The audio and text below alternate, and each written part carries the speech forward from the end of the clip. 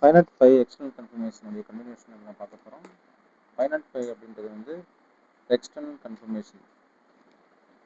External confirmation அப்படின்றது வந்து ஒரு ஆடிட்டர் வந்து ஆடிட் பண்ணும்போது அவருக்கு தேவையான எவிடன்ஸ் வந்து நம்ம இன்டர்னல் இல்லாமல் எக்ஸ்டர்னலாக வாங்கி சொல்லிடுறோம். எக்ஸ்டர்னல் கன்ஃபர்மேஷன்ஸ் இது ரொம்ப ரொம்ப முக்கியமானதுன்னு கேட்டால் எஸ்.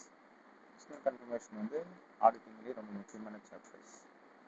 இதில் வந்து நம்ம பார்க்க போகிறது factors considered while designing confirmation request. இப்போ நம்ம என்ன இதில் பார்க்க போகிறோம் அப்படின்னு பார்த்தீங்கன்னா, while considering while designing external confirmation request, the auditor shall consider the following factors. என்னென்ன ஃபேக்டர்ஸ் நம்ம பார்க்க போகிறோம் அப்படின்றத நம்ம தெரிஞ்சுக்கணும். Assertion being addressed, the auditor should determine which assertion is being tested. Examples: the existence,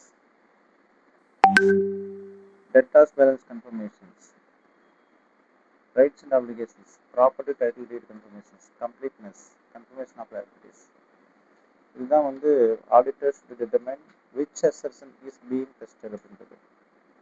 debtors balance உடைய confirmation, property deed title deed confirmation, liabilities உடைய confirmation. இந்த மூணு confirmation தான் நம்ம மேக்ஸிமம் பார்க்க போகிறோம். இதான் வந்து factors to be determined while confirmation request they are designing. Specified identification, risk of material statements, including fraud risk. So நல்லா பாருங்க, specific identified risk of material misstatement, including fraud risk.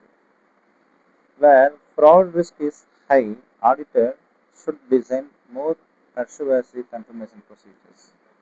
ஒருவேளை வந்து ஃப்ராடு வந்து அதிகமாக இருக்குது, ஃப்ராட் ரிஸ்க் நிறைய இருக்குன்னு நினச்சிங்கன்னா ஆடிட்டர் வந்து மோர் பர்சுவேசிவ் கன்ஃபர்மேஷன் ப்ரொசீஜர் சொல்கிறாங்க. அப்போ என்ன, if fictitious debtors are suspected, positive confirmation should be used.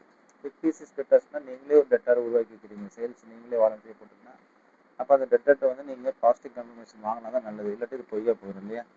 அப்போ அந்த இடத்துல வந்து ரிஸ்க் ஆஃப் மெட்டல் மிஸ்டேட்மெண்ட் அதிகமாக இருக்கும் அப்படின்றதுனால அது சேர்க்குறாங்க. அதுக்கடுத்து வந்து layout and presentation of confirmation request. Confirmation request வந்து should be clear, simple and அண்டர்ஸ்டாண்டபிளாக இருக்கணும். அதனால் clear mention customer name, amount of outstanding, date of balance இதெல்லாம் நீங்கள் கொடுத்துருக்கணும். Prior experience and sensible engagements, fast response rates and exception should be considers. If previous confirmations had many exceptions, auditor may increase the sample size. எக்ஸப்ஷன்ஸ்னா இதெல்லாம் நீங்கள் சொல்ல தேவையில்லைன்னு சொல்லியிருந்தாங்கன்னா அப்போ வந்து நீங்கள் நிறைய பார்க்கணும் அப்படின்ற மாதிரி சொல்கிறாங்க. Method of communications, yes, confirmations may be sent to physical, electronic or other electronic medium அப்படின்றாங்க. That is very important. Management authorization, certain confirmation parties may respond only if management authorizes. Bank general repair management authorization நீங்கள் போய் கட்டணம் தர மாட்டாங்க, அவங்க வந்து கண்டிப்பாக authorisation letters ஒன்று கேட்பாங்க. அப்போ அந்த ஆத்தரைசேஷன் கம்பல்சரி கொடுக்கணும் அப்படின்றது தான் முக்கியமான விஷயம். Ability of intended confirmation party to confirm informations. The confirming party should possess knowledge regarding the information sought. Bank can confirm bank balance but cannot confirm inventory quantity. ஏன்னா பேங்க் வந்து bank balance என்னன்னு சொல்லலாம், ஆனால் but cannot confirm inventory. So these are all the keywords: assertion, identified risk, fraud risk factors, layout presentations, prior experience, method of communications, management authorization, ability of confirming party. இந்த keywords தான் நீங்கள் எக்ஸாமில் கொண்டு வரணும். எப்போனா confirmations, factors to be considered while designing confirmation request, assertion being addressed, assertion while doing audit, identify the risk identification, fraud risk factors highest-ஆக இருந்துச்சுன்னா நீங்கள் sample size அதிகமாக இருக்கும். Layout presentation is very important. Prior experiences, இதுக்கு முன்னால் கொடுத்ததுல வந்து நிறைய exception இருந்துச்சுன்னா ஆடிட்டர் அதை நம்ம கன்சிடர் பண்ணணும்.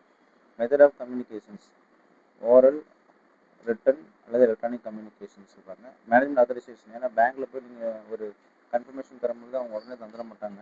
ஸோ அதனால் அதை நீங்கள் கன்சிடர் பண்ணணும் அப்படின்றது தான் ரொம்ப முக்கியமான விஷயம். எபிலிட்டி ஆஃப் கன்ஃபர்மிங் பார்ட்டி, இப்போ கன்ஃபர்மிங் பார்ட்டிக்கு வந்து அதோடைய நாலேஜ் இருக்கணும், அப்படி இல்லாட்டினா அது சிறப்பாக இருக்காது அப்படின்னு ஒரு வார்த்தை சொல்கிறாங்க. அடுத்து வந்து பார்த்திங்கன்னா situations, where external confirmations can be used.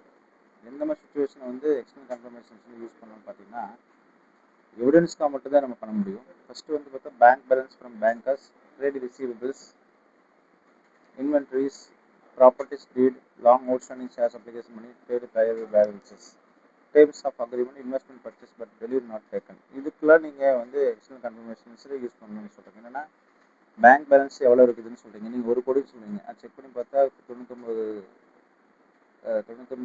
லட்சம் தான் இருக்கும். ஸோ அதுக்காக நீங்கள் கன்ஃபர்மேஷன் வாங்கலாம்.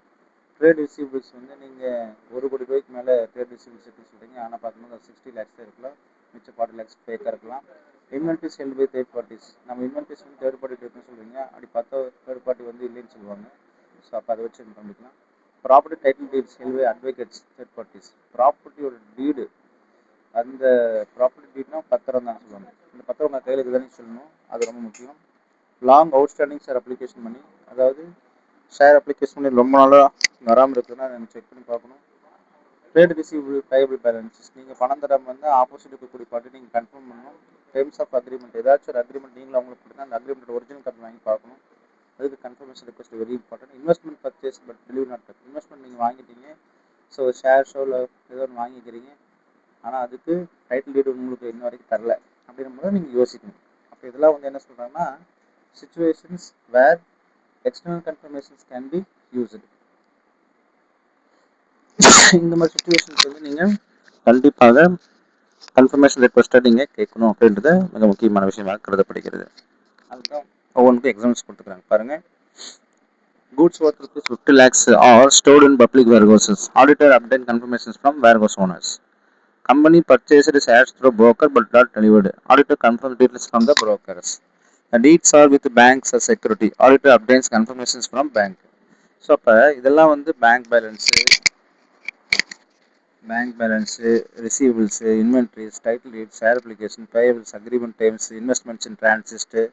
So this is are very very important. You have to ask the external confirmations எங்கெல்லாம் தேவைப்படுறதுக்கு இது ரொம்ப முக்கியமான காரணியாக இருக்குது. அடுத்து வந்து management refusal to allow auditor to send confirmation request.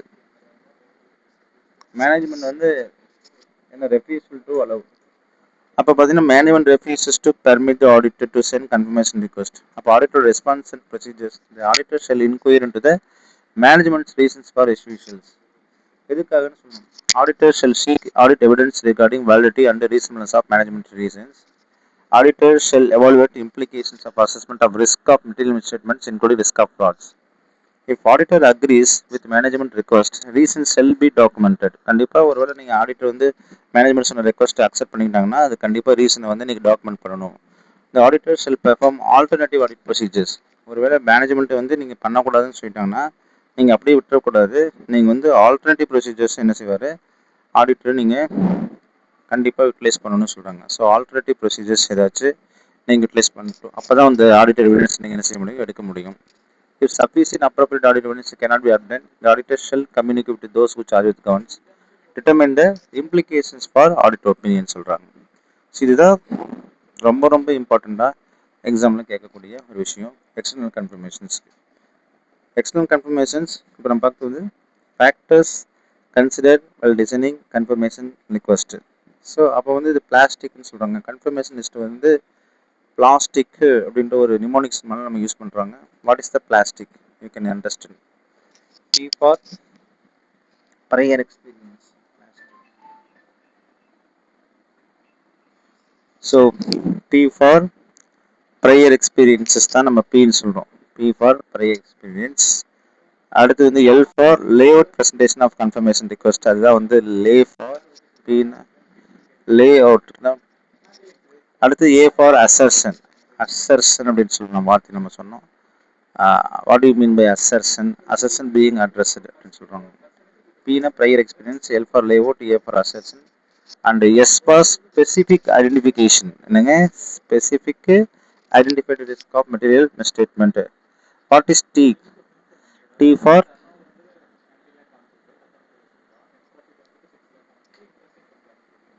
plastic. T விட்டுருங்க. அடுத்தது ஐ ஃபார் அப்படின்னு சொல்கிறாங்க. மெத்தட் ஆஃப் கம்யூனிகேஷன் மிஸ் பண்ணது நம்ம மட்டும் தான் சொல்ல முடியும். Communications, method of communications. அடுத்து வந்து கன்ஃபர்மேஷன்ஸ். ஸோ இதுதான் வந்து பிளாஸ்டிக்னு நம்ம சொல்ல வரோம். பிஎல்ஏஎஸ் பிளாஸ்டிக் அப்படின்றது வந்து P for prior informations, L for layout and presentations, A for assertions, and S for specific identifications. Plasmic,